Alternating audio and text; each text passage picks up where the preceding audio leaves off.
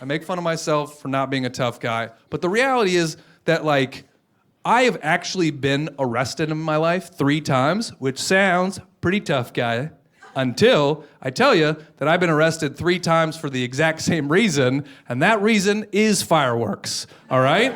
I have literally never been arrested for anything else 3 times for doing fireworks. And in this country, we have a 3-strike rule, so there was legitimately a chance I was going to jail for doing fireworks.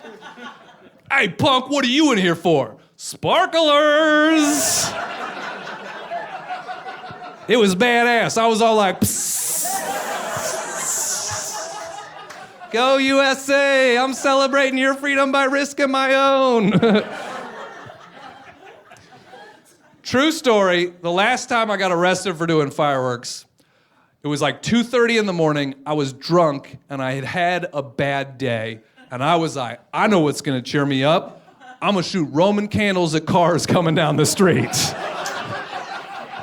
So I'm standing in the middle of the street shooting fireballs at strangers, yelling out drunk guy stuff like, you didn't give me the password, I run this block.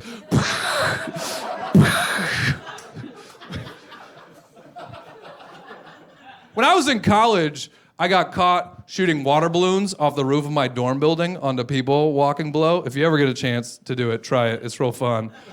But I got caught by an administrative worker, and they don't have any real authority. So the guy was like, hey, what's your name? And I was like, not telling you. And he was like, give me your ID. And I was like, no. And then I walked away, nothing happened. So cut to like 6 years later, I'm doing Roman candles in the middle of the street, and the cops show up, and I'm like, oh man. Remember that Jedi mind trick I used when I was in college? I'm totally gonna do that on this cop. So the cop was like, give me your ID. And I was like, no. And then he hit me hard. It doesn't work when they have nightsticks. I am not exaggerating. I have had to go to court multiple times. I've spent thousands of dollars on lawyer fees. I was supposed to be on a show on NBC that I couldn't be on because I got arrested for doing fireworks. I might be the first person ever that can say my fireworks addiction is ruining my life.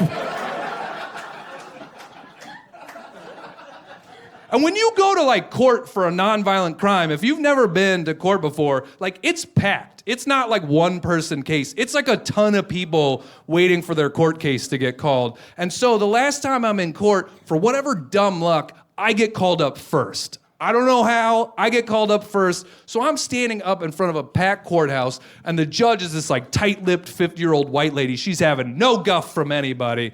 And she looks at me and she goes, Mr. Lyon, I'm giving you an $800 fine. Can you pay that? And I was like, yeah.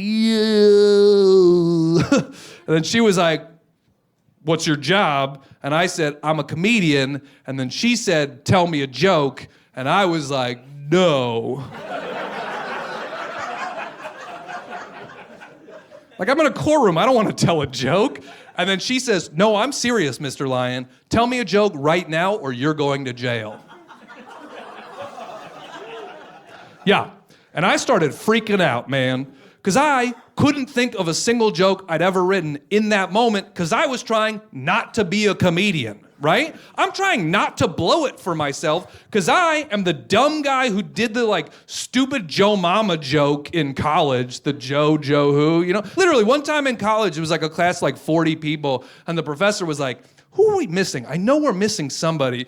And I raised my hand, and I was like, oh, Joe's not here. And then she took a minute to think about it. She was like, Joe, do we have a Joe in this class? I don't remember a Joe. And then she looked at me and she said, Joe who? And I stood up in the middle of the classroom and was like, Joe Mama! And then she said, leave my classroom right now. And I said, worth it. Worth it. Right? So that's the guy I'm trying not to be in a courtroom until the judge tells me I have to tell a joke, and I can't think of a single joke I've ever written until I notice the police officer standing right there next to me, and it jars the memory of a joke that I wrote once upon a time, and it began by saying, I was driving home drunk from a winery recently.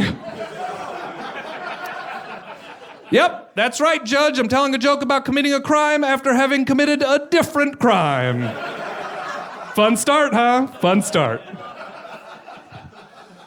So the joke goes, I was driving home drunk from a winery recently, and a police officer stopped me, and he was like, "Excuse me, sir, your breath smells like wine." And I was like, "No, smells like black cherry chocolate and a hint of oak." Swish me around, you gotta let me breathe.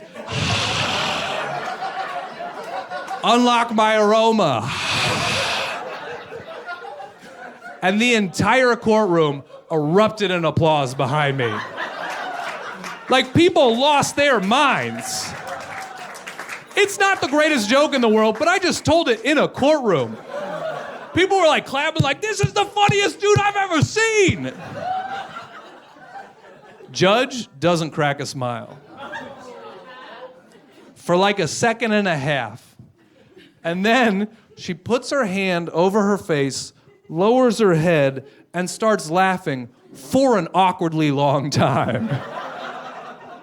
Like, to the point that every other person in the courtroom is completely silent, just watching that lady like, what is happening right now? She's having a weird moment. And then finally, after way too long, the judge pulls her head up, puts her hand on her heart, looks me in the eyes, and verbatim says, "Ugh, Mr. Lyon, that joke was delightful." And me, being the piece of garbage I am, was like, "Was it $800 delightful?"